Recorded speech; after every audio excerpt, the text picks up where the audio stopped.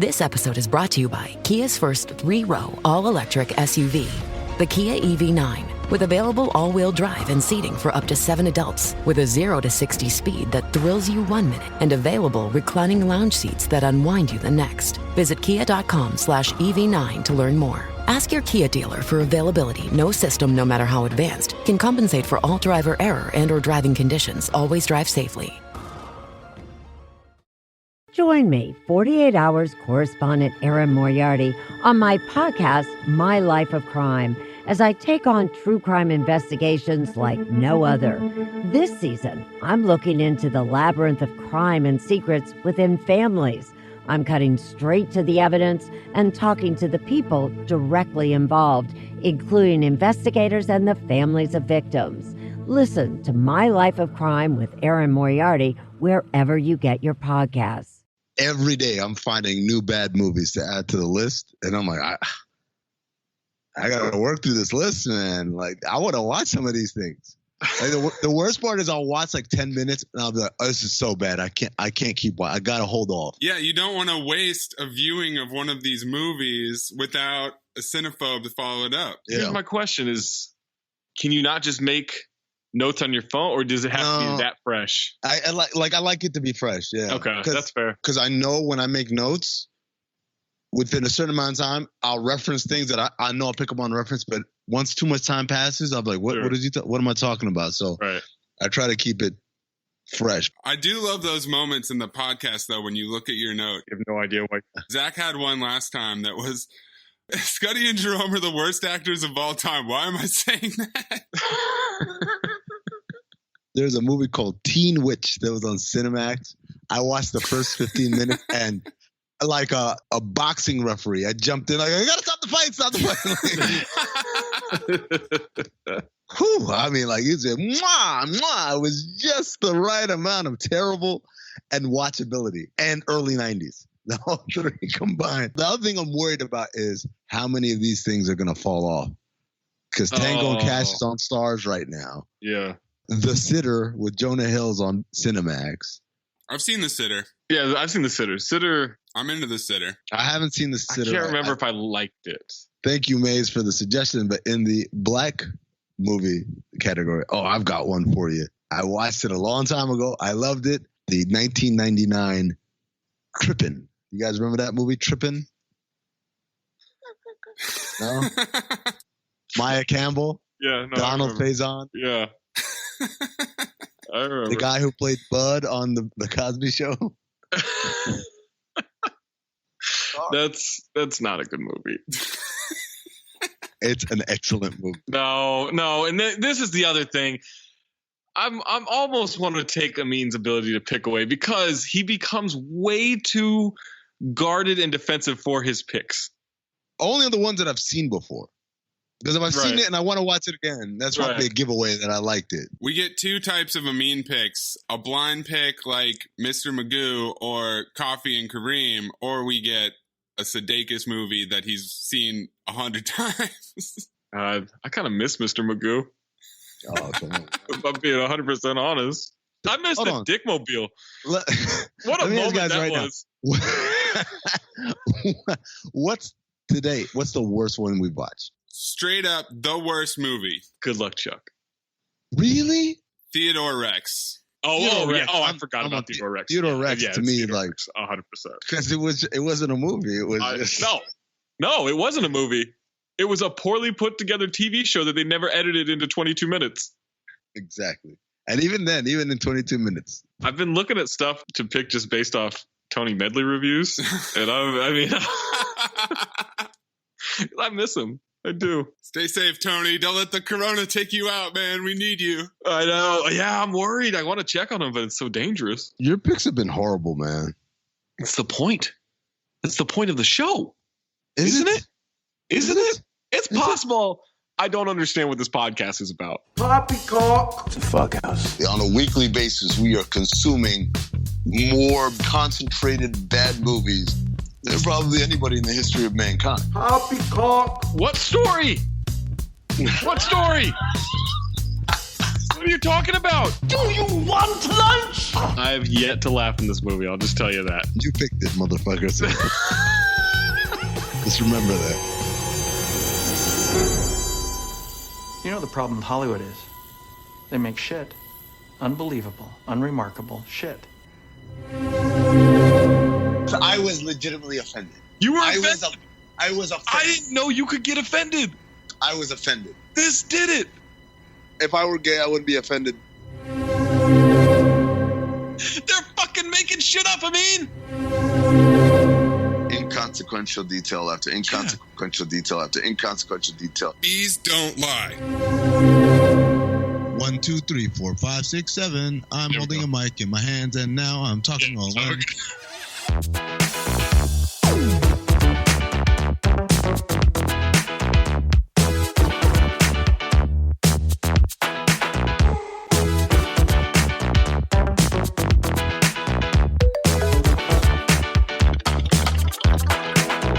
Welcome to Cinephobe, the podcast. We break down the movies you're afraid to admit you love. I'm Zach Harper. That's Amin Al-Hassan. That's Anthony Mayes.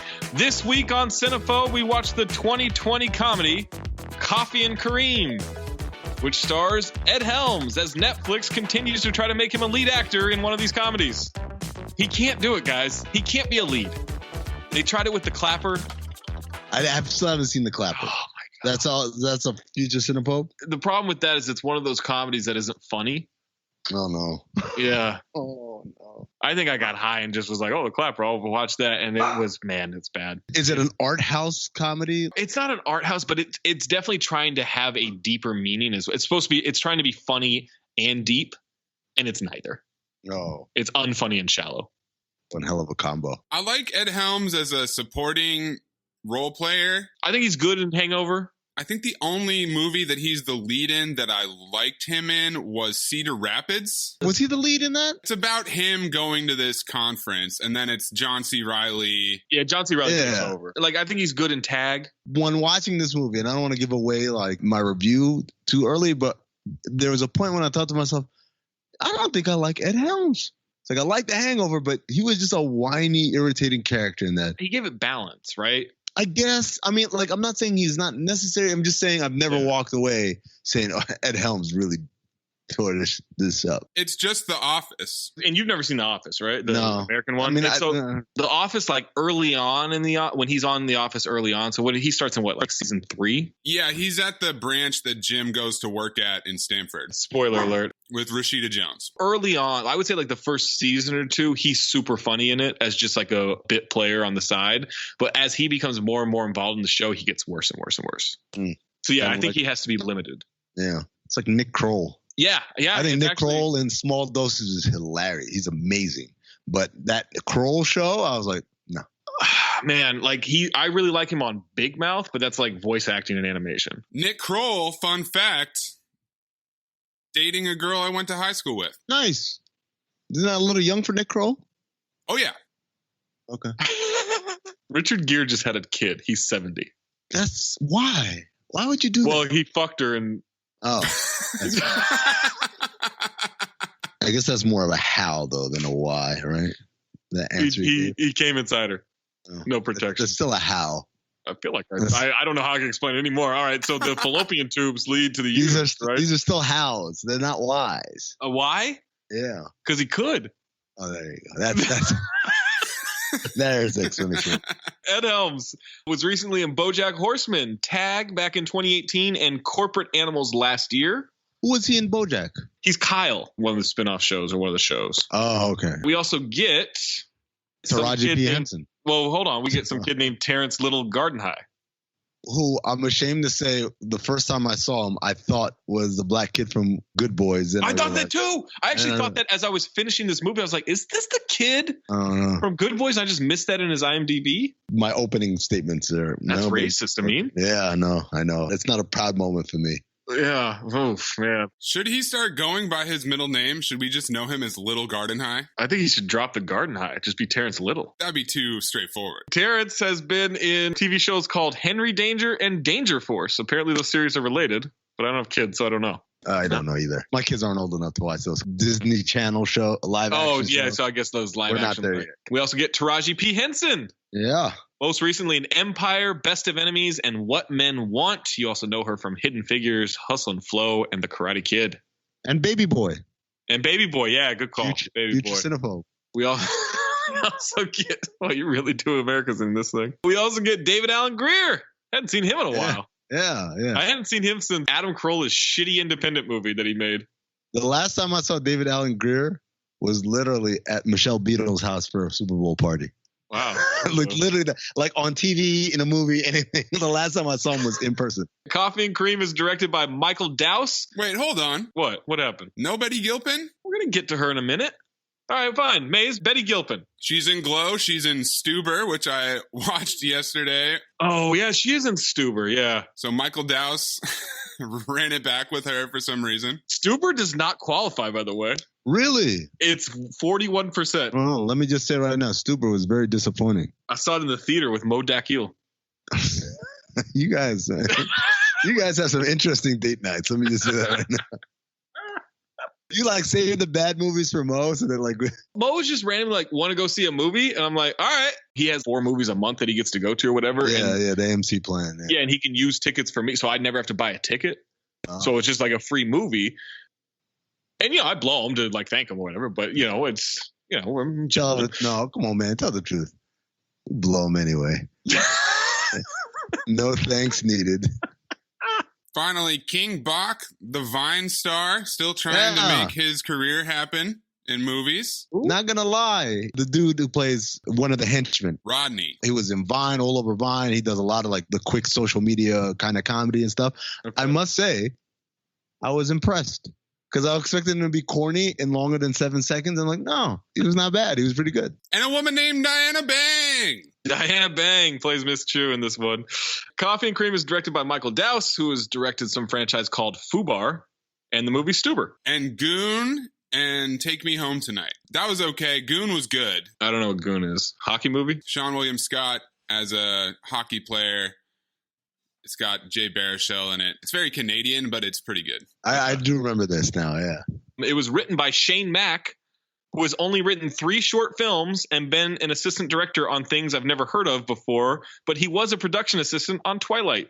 There you go. That's where he learned it. Synopsis for Coffee and Kareem. 12-year-old Kareem Manning hires a criminal to scare his mom's new boyfriend, police officer James Coffee, but it backfires, forcing Coffee and Kareem to team up in order to save themselves from Detroit's most ruthless drug kingpin. By the way, the guy who plays the criminal, Ronrico Lee, was on the LeBron James, Maverick Carter produced show Survivor's Remorse. He plays the main character's cousin / manager, agent, whatever you want to call it. He was in The Shield, which I love. The Shield. Oh, was he? It's one of my favorite. Yeah, it's one of my favorite shows of all time. He's in The Shield. Yeah. I feel bad now. I met the dude at the ESPYs.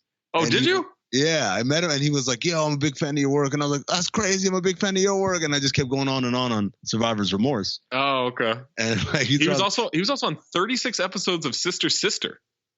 I believe it. He's got the look. He definitely has the look. What, black?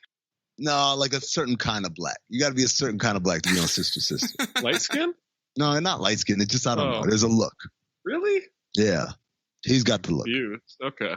If I met him, I would have geeked out on him being on The Shield because I love that show so much. That's pretty cool. I'm glad that I'm glad that he's got like a great career and like. Yeah, I mean that was 15 years ago, but but still, I mean like the residuals, right? They got to be like. Sure, yeah, there's got to be residuals at this point. I couldn't find a budget for this movie, and obviously it's a Netflix movie, so Well, we know that Netflix likes to release their data selectively. Like we just found out that 85 million people watch Spencer Confidential. You're welcome, Netflix. Yeah. You're welcome. By the way, we need to start running this disclaimer at the beginning of every show, which is if it's over 40% on Rotten Tomatoes, we're not going to review. I'm sick and tired of people saying, what about this one? That's like 68%.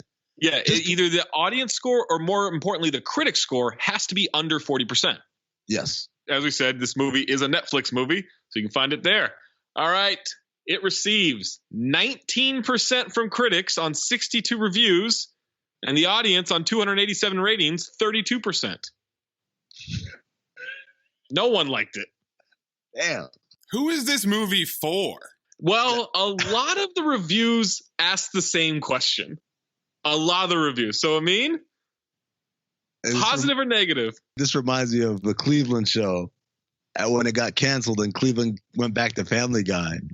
There's a point where Quagmire goes off first before they get into whatever the topic of the show was. Like, hold on. First of all, let me ask you a question. Well, who is this show for? Black people had never met any other black people?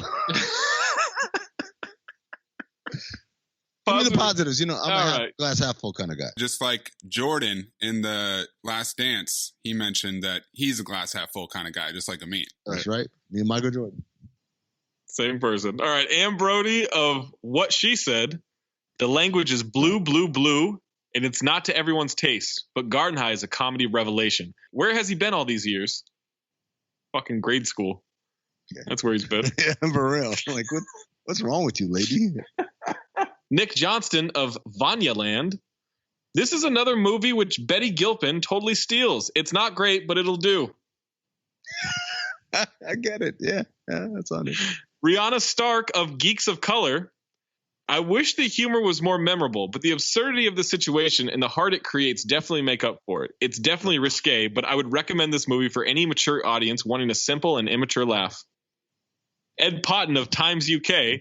It's pungently offensive and bracingly violent, but this Detroit set action comedy is also blessed with a sharp script by Shane Mack and a weirdly likable central pair. Sharp script? Sure. Can it cut through butter?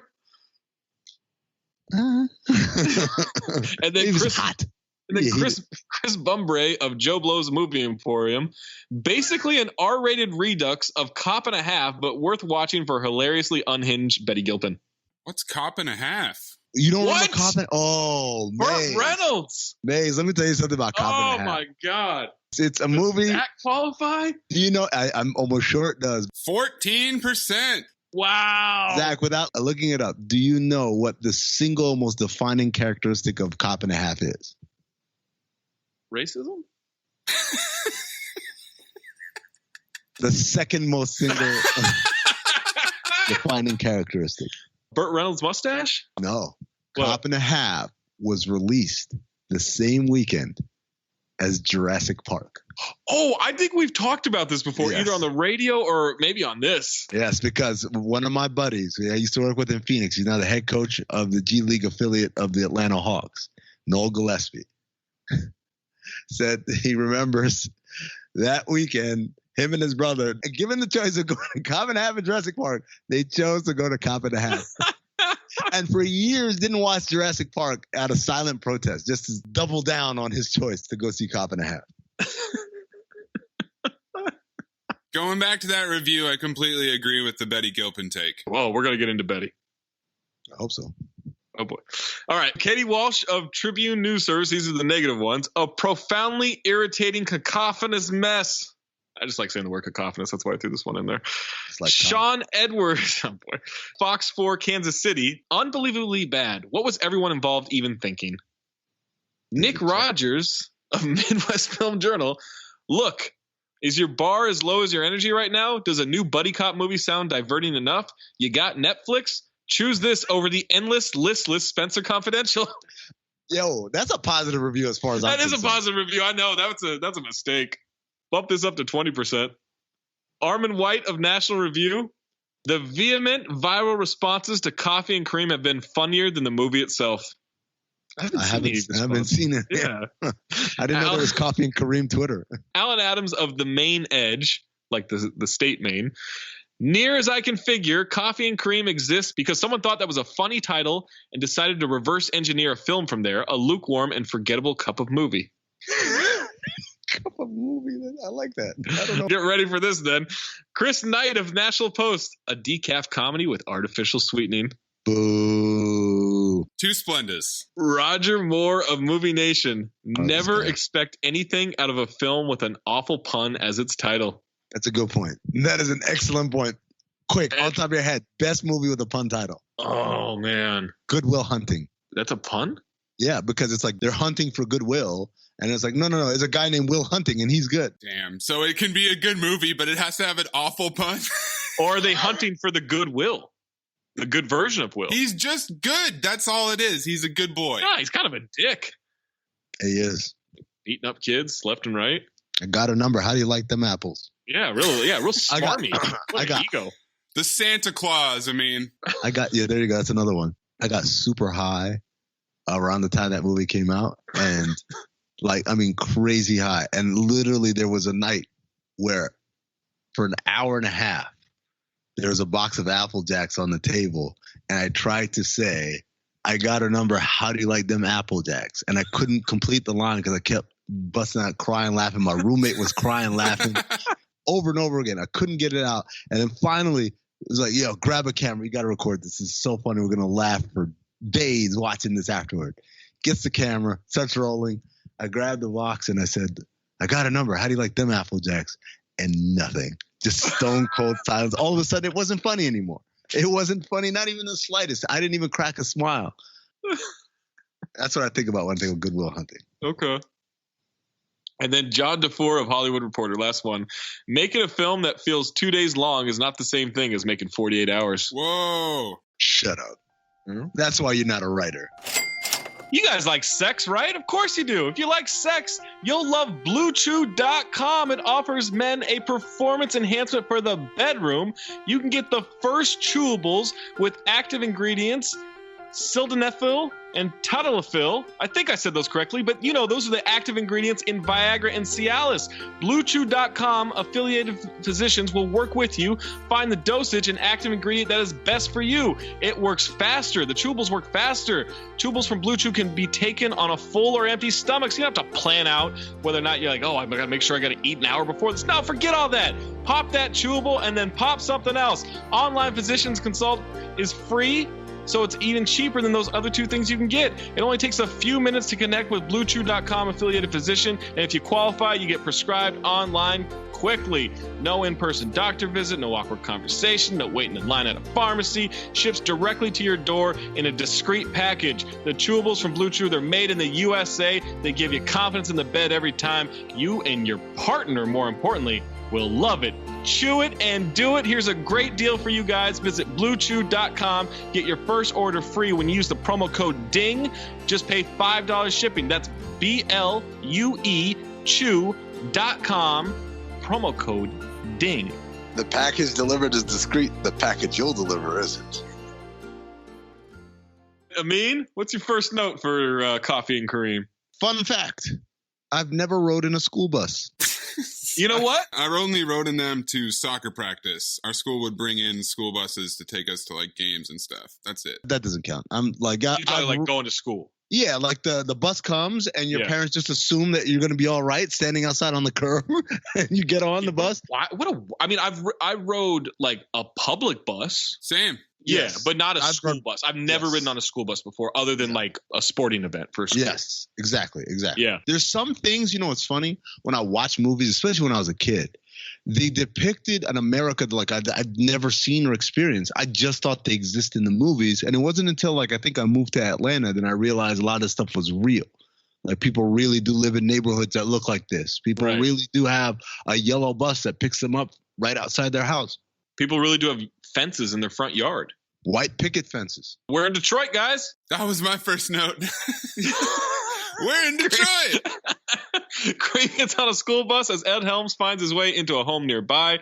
It's Kareem's house, and Taraji P. Henson fucks him. The moment I realized that the black kid was not the kid from Good Boys was because I saw the other kid on the bus who absolutely was in Good Boys. His best friend, who was the guy in the basement. Oh, yeah. Somebody, you're a baby. You go ahead and like a little baby. You need a bottle or whatever. Like that kid was in Good Boys. So that's why I was like, wait a second. I don't, maybe. And I had to look it up and realize he was. That kid's fucking annoying, by the way. Yeah. That kid's Chance Hurstfield. He's got an annoying ass name too. what an asshole of a name. Look, let me tell you, central casting though.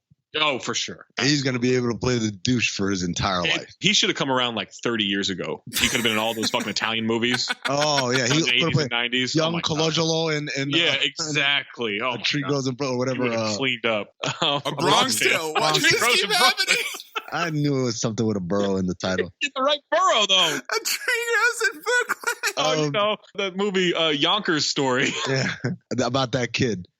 I won't lie, man. Good looking kid. Usually kids that young do not have that put together or look. I mean, that's my job, dude. Relax, Anthony Mays. Yeah. The fuck?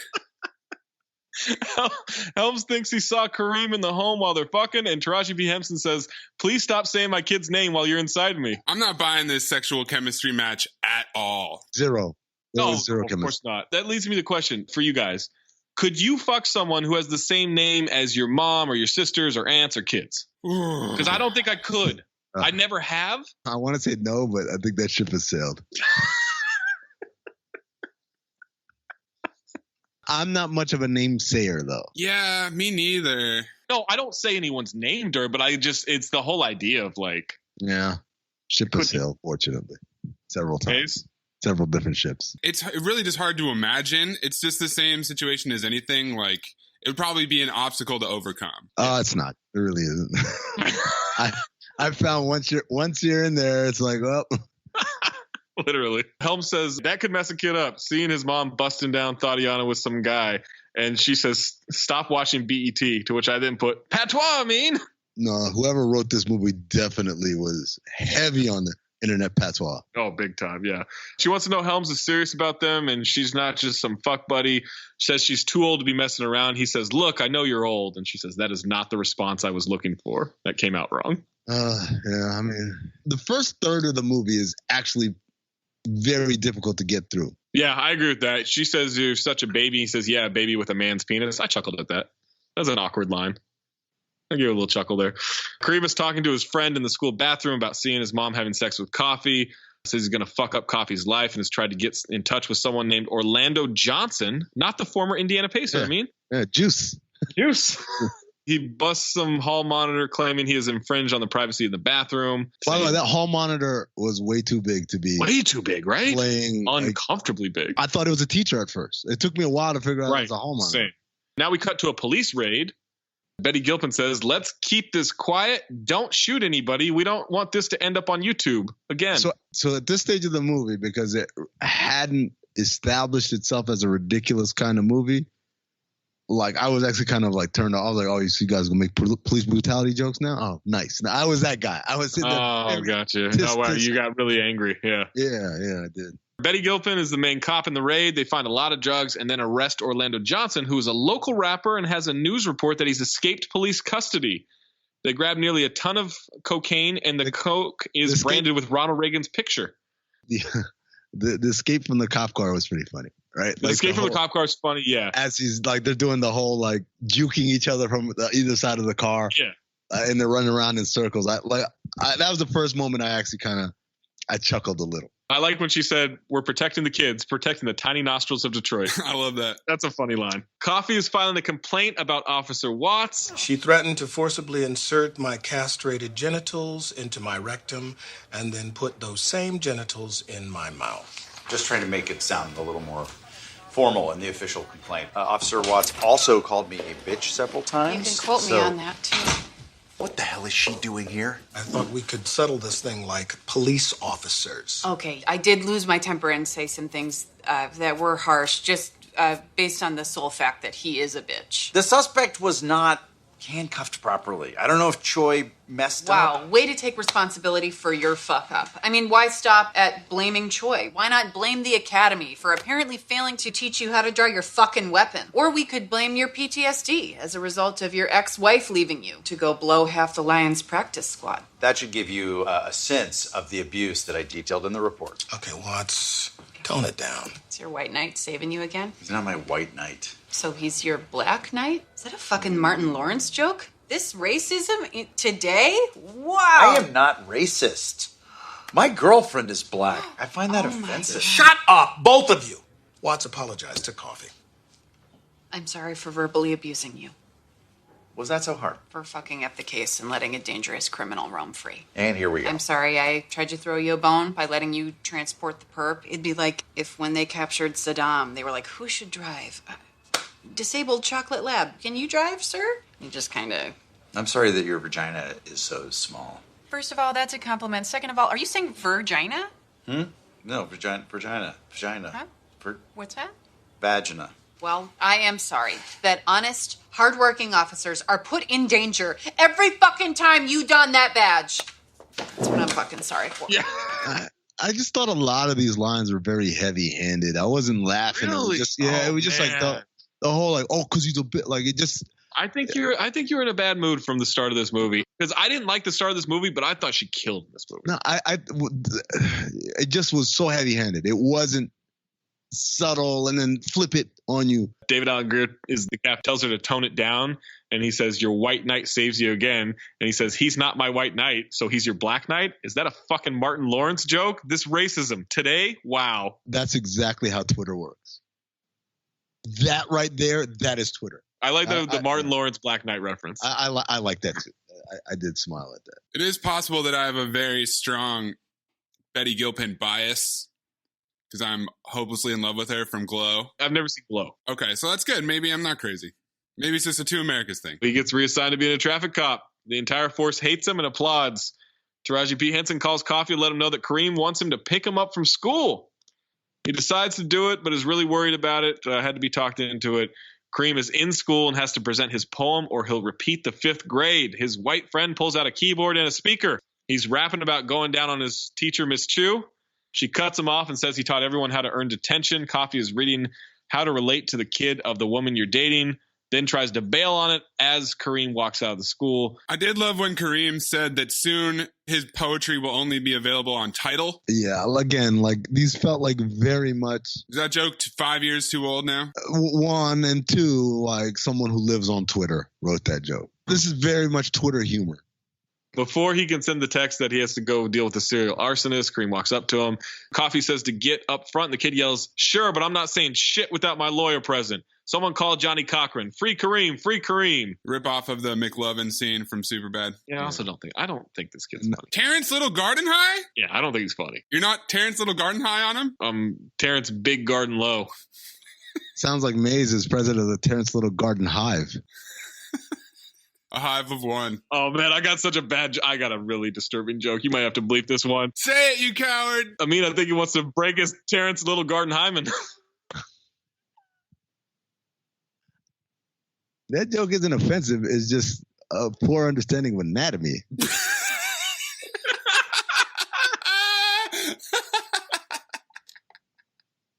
That's what was offensive to me? Yeah. Like, I thought you were going to go with Mayes. Did you just actually me on a joke? Yeah, I thought you were going to go with... Now who's a little too tapped into Twitter, buddy? No, I thought you were going to go with Mayes wants to suck his Terrence Little Garden High. Ah, damn. Fuck, no, that was that good? His little garden high. His little garden high. I shouldn't have said Terrence. Damn. All right, never mind. Cut that one out. Oh, leave that shit in. Coffee's trying to relate to the kid, and he's just texted his friend a bunch of emojis. Then he asks how much he makes per year. Coffee, to distract him, shows him the nightstick, and the kid asks if he's ever tries to see how far down his throat he can get it.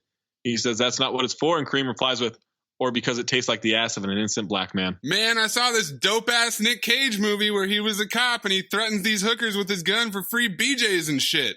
Are you in on this kid now, Zach? Yeah. Get a bad lieutenant or to call New Orleans. I definitely perked up at that because as he's describing it, I said, what movie is that? I mean, other than Port of Call New Orleans, but there's no way they would have remembered that movie, right? And then, like, lo and behold, like, oh, shit.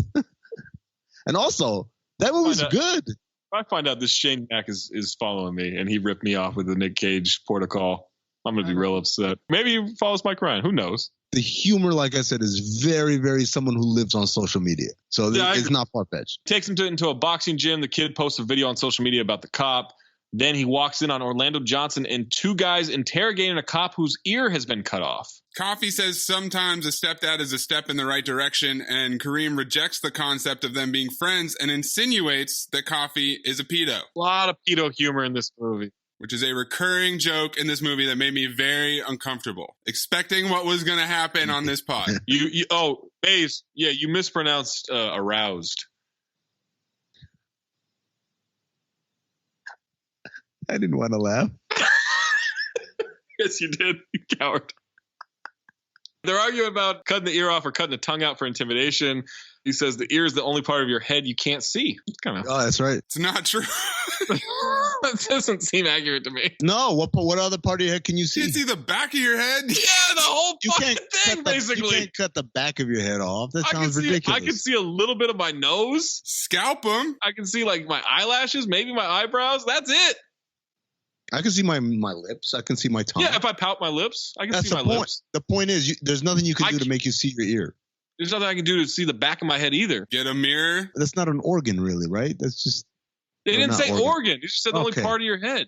Okay, well, actually. All right, you win. Sorry. I guess you don't know that much about the anatomy. Kareem walks in. They ask if it's someone's kid. Nah, my kid is chubby like that, but he's got alopecia. The kid has way more hair. I thought it was funny. I like a good alopecia joke. It was a chuckle. Kareem tells the guy he needs a mess cleaned up. They ask what he did. He says he tried to put his dick where it didn't belong. They asked if he got raped. Instead of correcting it, he says the guy tried, but he wasn't successful because he ain't no bitch. Kareem pulls money out in a sock, asks to paralyze him from the waist down so his dick won't work. The other guy shoots the cop as he's screaming that they'll be cut out of the deal.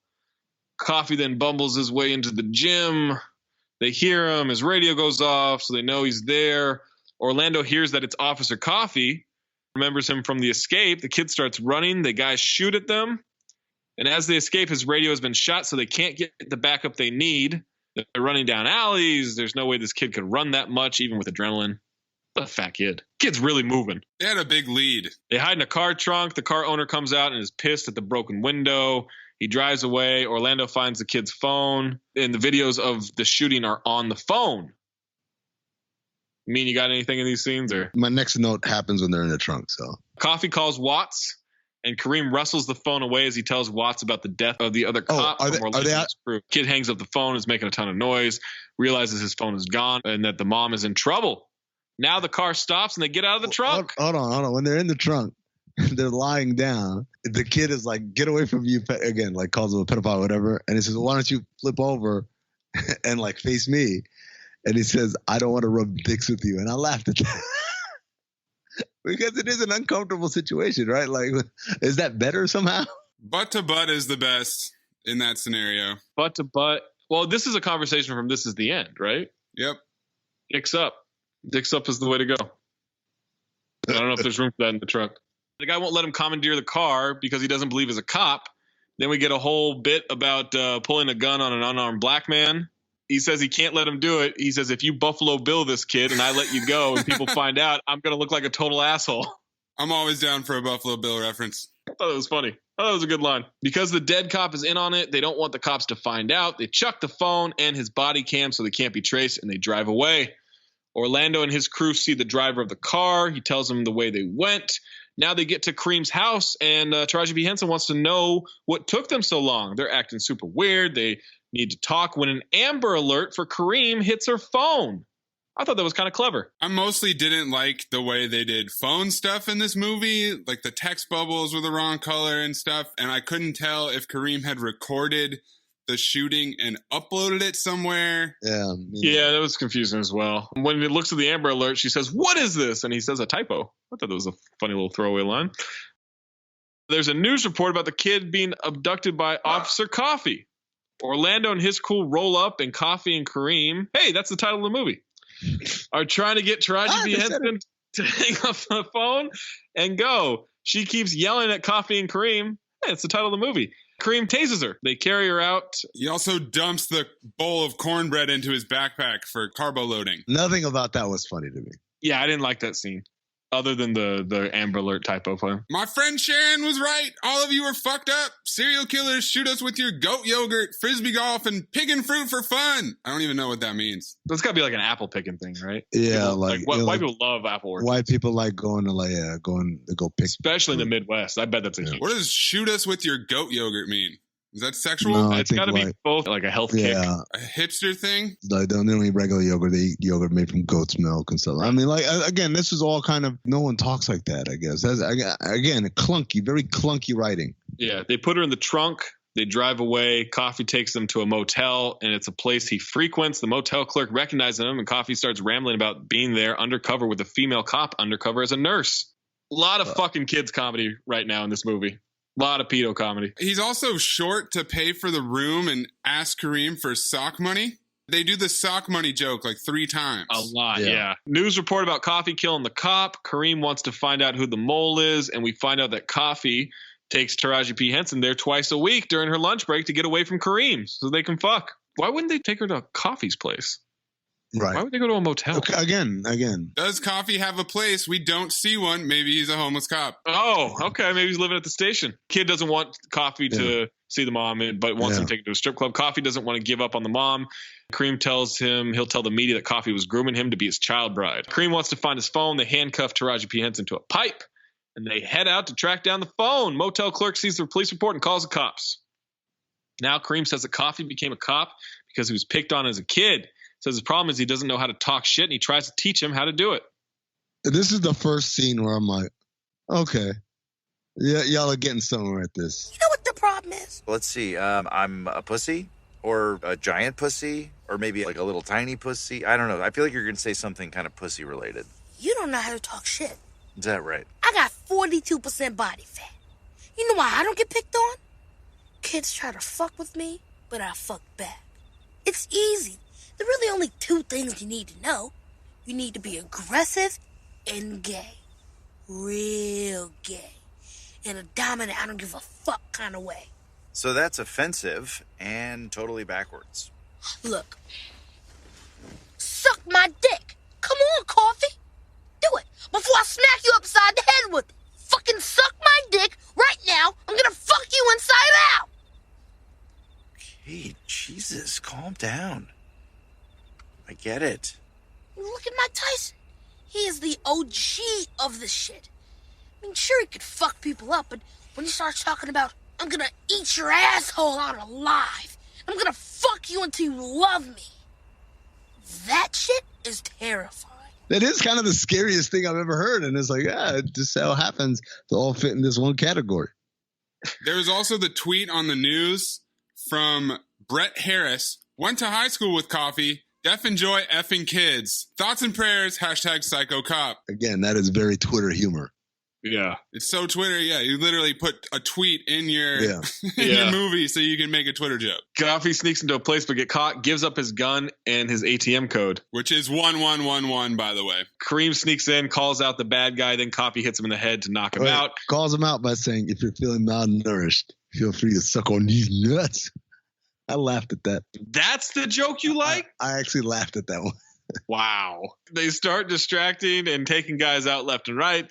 They're sneaking around the drug hideout. Coffee directs them one way, but the kid gets distracted by some half-naked workers who are cutting the drugs up. Coffee tries to sneak up on Orlando, but gets at that caught. point, I said to myself, that kid is too young to be distracted like that by that. And then I said, he probably should have cast someone older. But then I thought, if you cast someone older, he loses whatever quote-unquote cuteness factor there.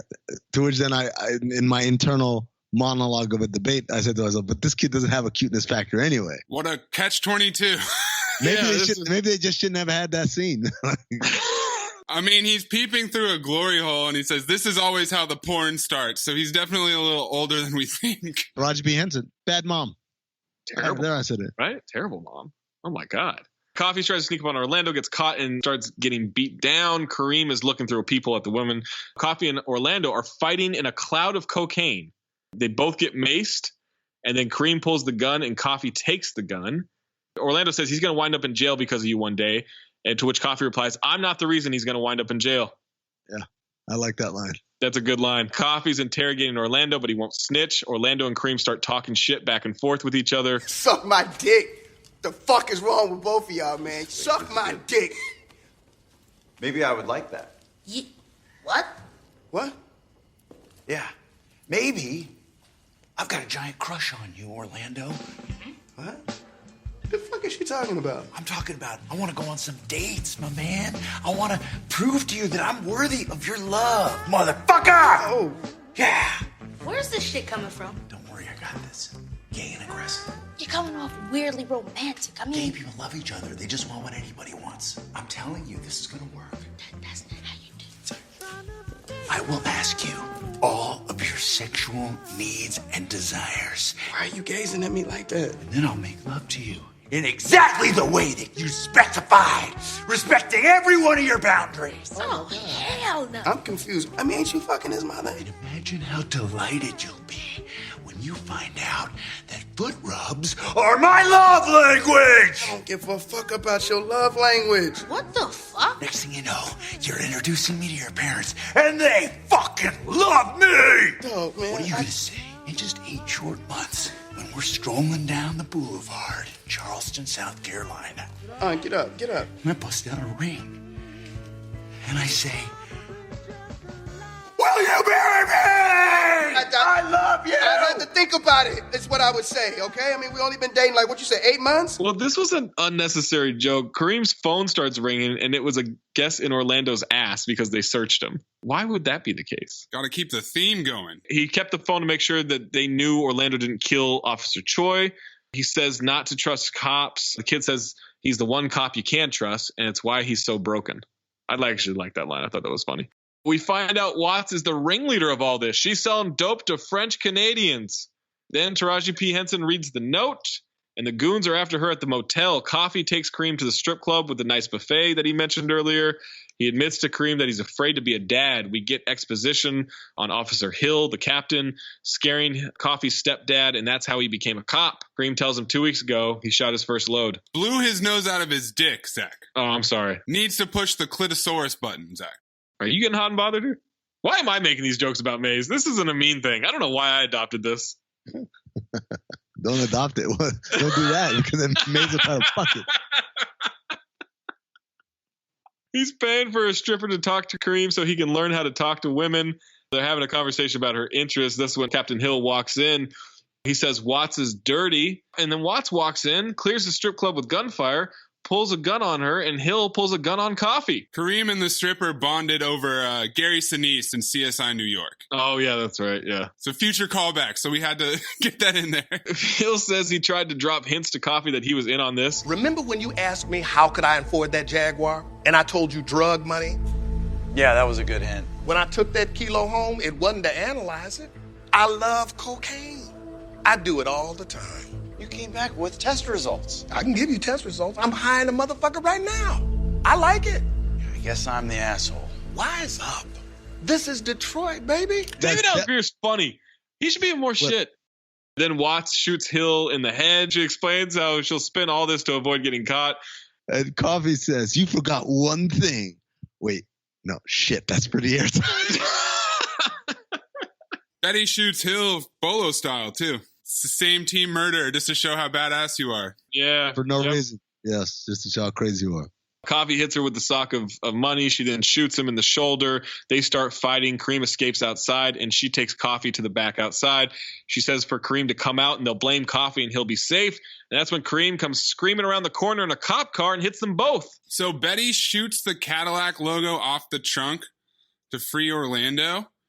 And earlier there was a continuity error because the Cadillac was missing the logo when they got out of the trunk in the alley. Thanks a lot, nerd. Yep, you're welcome. They drive off. Watts finds Orlando in the trunk, and they drive after him. Now we have a car chase and a shootout. Kareem is driving like a kid, and as Coffee is hanging out the window shooting, he hits his head on a street sign, to which Betty Gilpin says, this kid's going to do the fucking job for us. I thought it was funny. This is the car chase scene where they hit the roundabout. Yeah. And they're driving around in circles. Tokyo drifting. This is when Coffee, though, he says to pull over and stop. Let them kill him. Because he's so woozy and in so much pain. Also, at some point, when they're drifting around and around in the roundabout, someone asks, wait, are we chasing them or are they chasing Kareem's yelling at Watts, and Watts is yelling at him over the loudspeaker. And he says that Watts is an old Taylor Swift on meth. That's when she gets mad and shoots at the car. Orlando hits a boat on a trailer, and they get away. Kareem says, I don't want to take no motherfucking driving test. You tell that DMV guy I'm an amazing driver. Coffee agrees. Betty Gilpin said, Officer Coffee is also a known pervert. Hide your children in their tiny buttholes. And then she makes the ex-wife jokes again, but she says the Pistons, not the Lions this time. The mom is not in the hotel room, and Kareem is devastated. They yell at each other. Coffee tells Kareem, unlike your dad, I didn't leave. Kareem says, my dad died of cancer. Oh. As Taraji P. Henson walks in and she slaps Coffee because he said that he was going to leave his mom because of him. She says she handled the punks who tried to take her. It cuts back to them walking to the door, and she beats the shit out of them, fires the gun. One gets shot in the ass. She beats the shit out of the other one, then grabs Rodney and dunks his head in the toilet before knocking him out. She takes Kareem and walks him out. The two guys are in her van with hoods on. They answer her phone saying where they are. She storms off for saying he was going to dump her. She drives off with the bad guys and Kareem. Coffee jumps in front and gets hit. She runs over his foot, which would absolutely destroy his foot. No. No? I've had my foot run over before. It hurts, but it's not a big deal. Then a van stops and kidnaps them. Coffee goes back to the room, calls Watts saying that it ends tonight. Well, first he shoots his gun in the air like Point Break. Yeah, like Point Break or Hot Fuzz. Yeah. He'll trade his life for theirs. He records a video explaining what happened, and he bandages himself up. He gets ready, and he also has a grenade. He's going to the drug deal, popping pills and drinking heavily. Orlando goes to get the kid and Taraji P. Henson. Coffee is talking into the loudspeaker, and it's echoing way too loud. You missed one of the great lines, right? So before he pulls up, we see the scene of the drug deal, which is at a steel mill, I guess. And Watts is pacing back and forth, saying, welcome to, and I shouldn't have an accent. I should be myself. She's talking to herself like she's practicing how she's going to greet the French-Canadian drug dealers. I liked her riffing there, trying to get into character before the big deal. When he's echoing, it's too loud over the loudspeaker. She says, no, you have to hold your bitch mouth further away from the microphone. It's like a Helen Keller square dance that I don't want to be a part of. Yeah. That's a funny line. They're arguing about the exchange, and Watts threatens to give the kid a 600-week abortion. He says if they die, everybody dies. She says, you don't have the balls. And that's why he gets out and says, I got a couple of green oval-shaped balls. And everybody, Coffee, his mom, all the henchmen, Watts, like, what? Grenades. I have grenades. Yeah, I have grenades. He says, these are real. She says, no, they're not. This is a man who jerks off to Glenn Close. We're safe. We've never been safer. Yes, that's a great line. He gets shot in the arm, drops a grenade, kicks it over at them. Everybody but the killer from earlier in the movie runs away. The grenade blows him away to shit. Coffee drops the other one, gets knocked down by it. The drugs were blown up and fried, and Watts is pissed. She freaks out. Watts orders Orlando to kill the family, and he hesitates. She offers him a sandwich and says, it's 2 pieces of bread with a tampon in the middle for your pussy. Now she tells Rodney to murder the kid and his mom, and he's so excited he's been waiting for this opportunity. And then he talks about like it's a promotion at like a Fortune 500 company. Right. Coffee and Kareem, hey, that's the movie title, and Taraji P. Henson are escaping. Orlando heads them off and pulls a gun on them. That's when Taraji P. Henson tries to talk him down, and Kareem starts calling him a bitch. You bitch, man! You a bitch! Shut up! You don't know shit. You just a little ass kid with little ass kid nuts. Hey. You are a bitch. Watts is fucking you in the face right now. You a bitch! You a bitch! You a bitch! Shut the fuck up! Oh, you gonna talk shit? You call me a bitch? Shut your ass up, You call me a bitch? Being a bitch! Both of y'all some bitches! Shut the fuck up! Already, Jesus! The level of insecurity with you guys is unbelievable. I'm a bitch. You're a bitch. No, I got a big dick. No, my big dick hangs low like King Kong. Shut the fuck up with all the posturing. No one is as tough as they say they are. You're awesome. Orlando admits he's soft and hasn't shot anybody. Coffee says he's soft too, and Taraji says, we know. Orlando just wanted to make music and be a dentist to fix people's teeth. A little different than his dream of a half strip club, half recording studio just 30 minutes earlier in the movie. Yeah. Watts is hoping the blown up dope looks okay for the deal. Show of hands. Who thinks this is noticeable? French Canadians arrive. Watts tries to fake French. She says, I thought I could fake it and you guys would respond, but I guess it's a real language. They say no deal because it's burnt. She says it's artisanal like a Coke brulee. I like that. They try it and she asks, feelings, concerns, initial reactions? What kind of notes are you getting?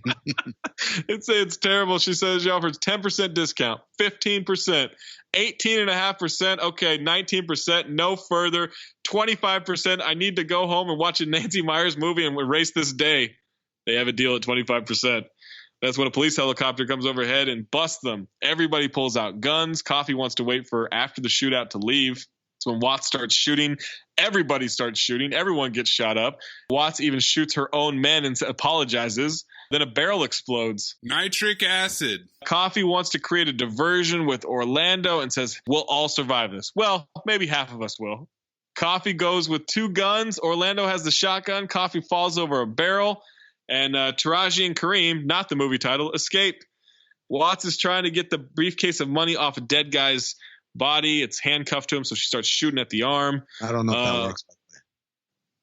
It depends on the gun, right? Like if that was like a 44, couple shots, like, yeah, you blow that wrist right off. I'm so confused by Amin's understanding of the anatomy. Didn't think the hymen joke was good.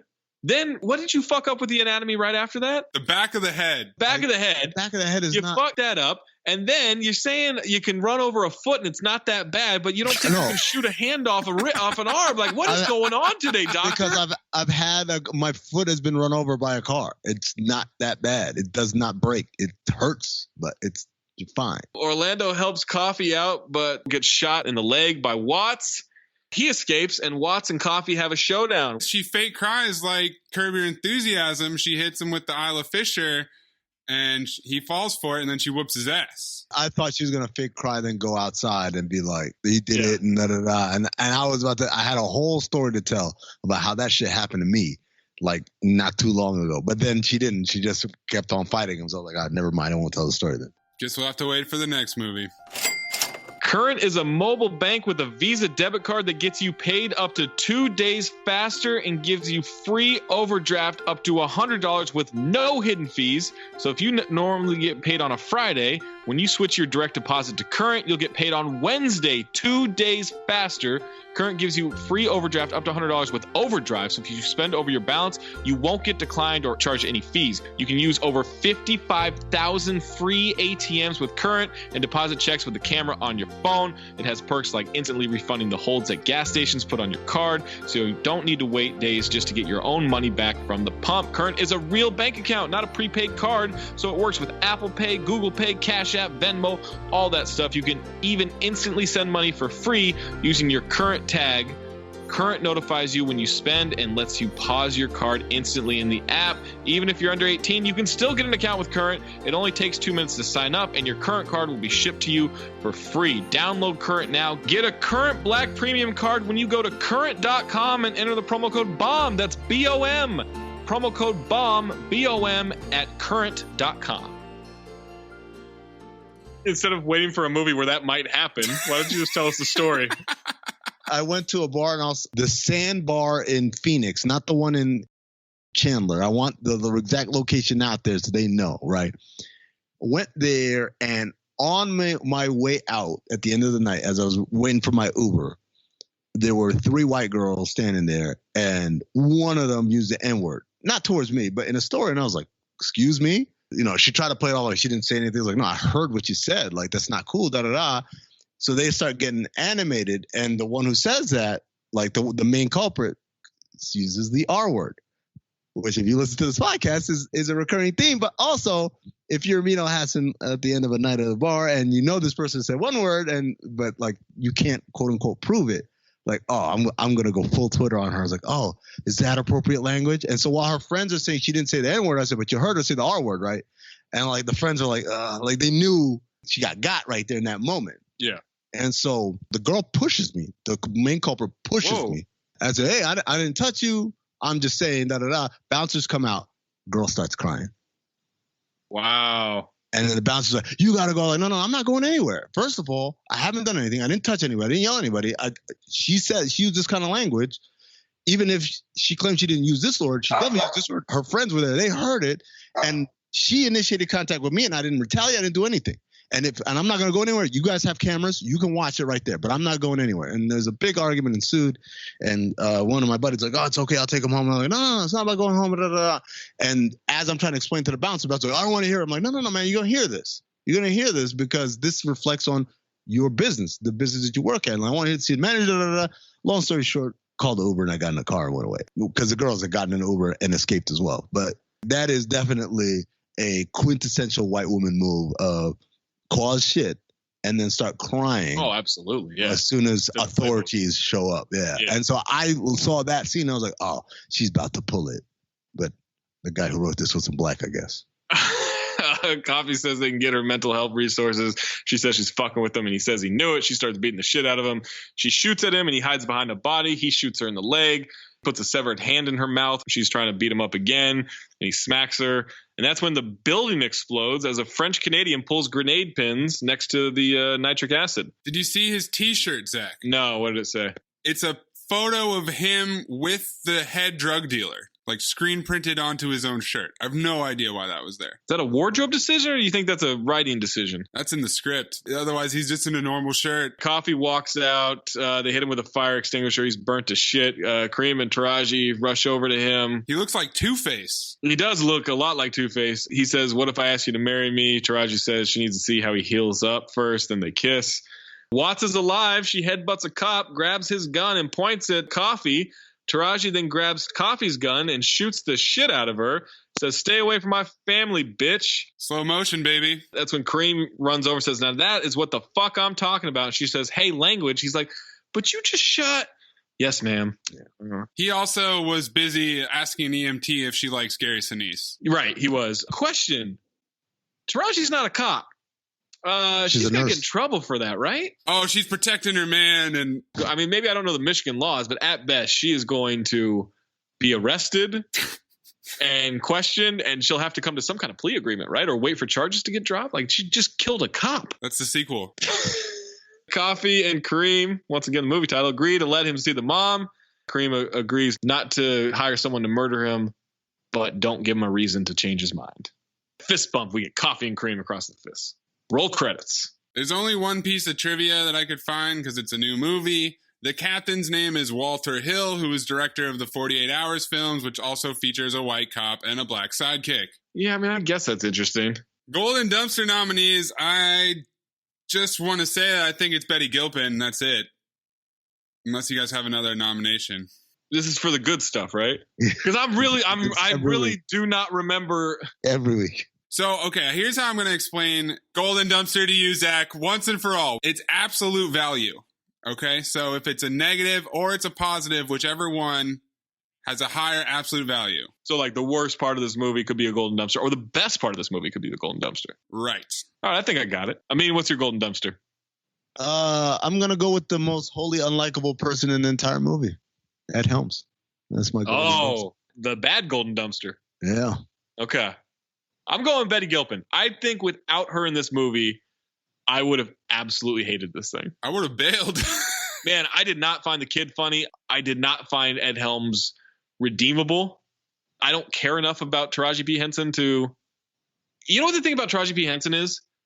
And it might just be like, she's very like dramatic eyebrows, right? Yeah, she does. Where, I mean, she could really have a mean look. I feel like she's probably a terrible person to deal with if you're working with her. Like, I feel like her assistant probably hates her, right? This is pretty racist stuff. How is that racist? I think the same thing about Taylor Swift. What a miserable person to be around all the time. A methed out Taylor Swift. Right. I've always had that feeling about Taraji P. Henson. Whereas, all right, you want to play the race card, Octavia Spencer, I feel like is a delight to be around at all times. It's because she's funny looking.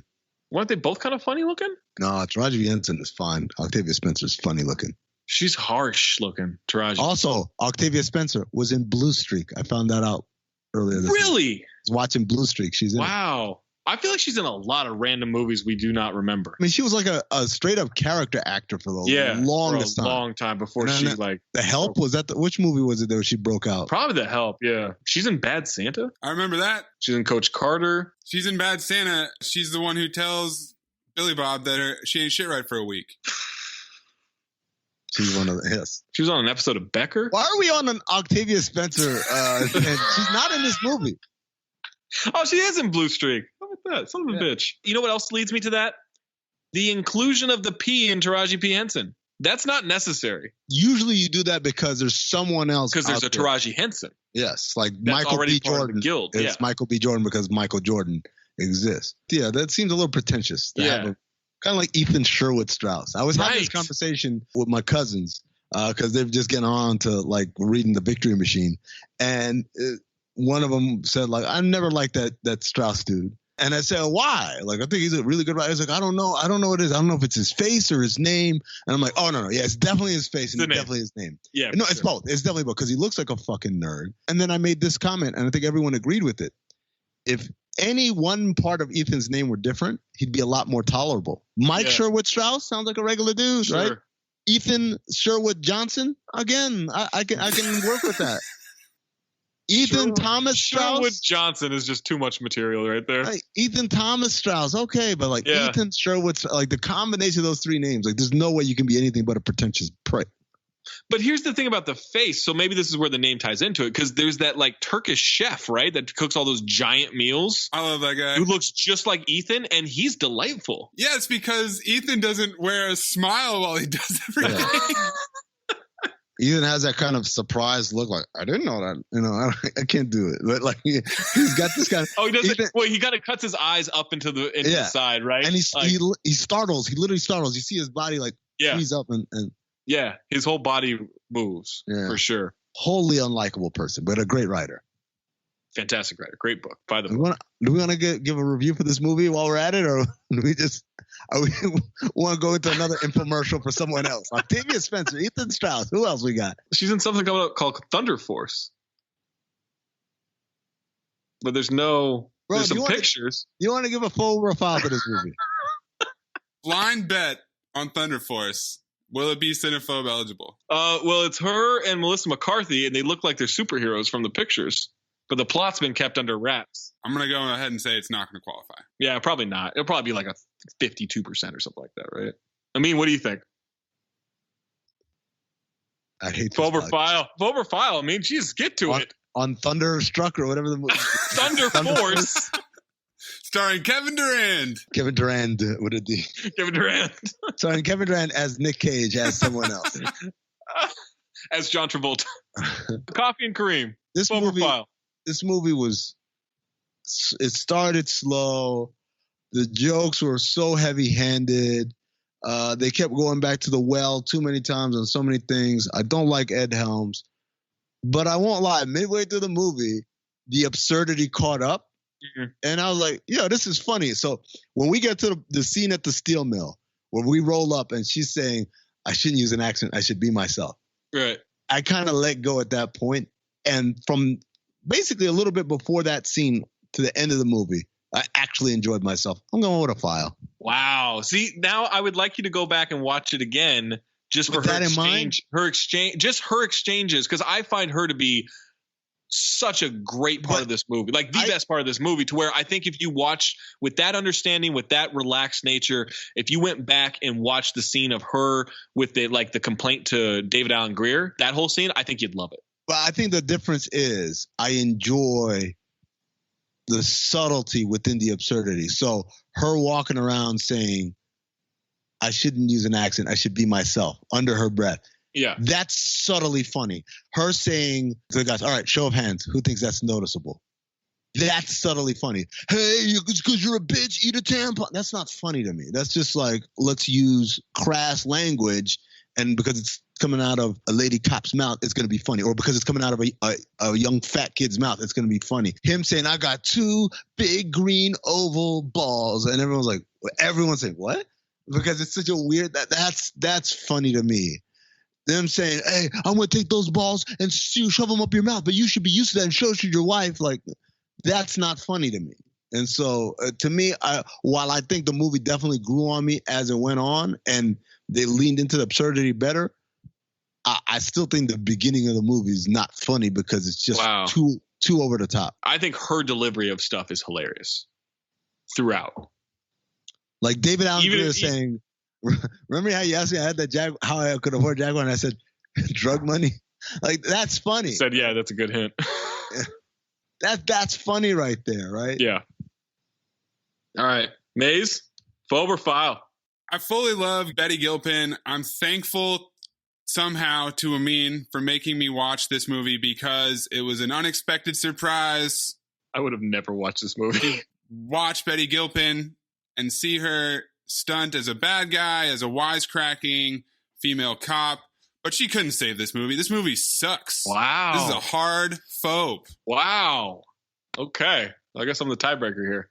I'm all in on Betty Gilpin. I think she's hilarious. I thought her delivery throughout the entire movie was great. The kid is... We're in a... maybe just kids can't act, right? You think they would have figured that out by now. This kid was not funny. And we're on a string of fucking terrible kid actors. He doesn't crack the top 5, though. No, he doesn't. because he has a couple of memorable moments that are funny. But for the most part, a kid saying fuck and pussy, like, that's not funny to me. That's essentially like scary movie humor to me. So that doesn't do it. They got to stop putting Ed Helms in these leads. They absolutely have to. And yet, I'm going to side on Amin's side of this. This is a file for me. I would watch it again just for Betty Gilpin. Yeah. Like, obviously it's on Netflix, so it's different. But like, if it was on a movie channel and I saw that it was on, I would 100% check in to see where the movie is and see if I can catch some of Betty Gilpin scenes. I would watch it again, but only like from the strip club scene on. Okay. Like, if it were midway through, I'd definitely watch it again. If it were just starting right now, I would not watch it. I still like the scene with the captain and everything, but I would, yeah, I agree with that. So it's 2 files, 1 phobe. I love cocaine. I do it all the time. Next time we make love, you introduce me to Jade.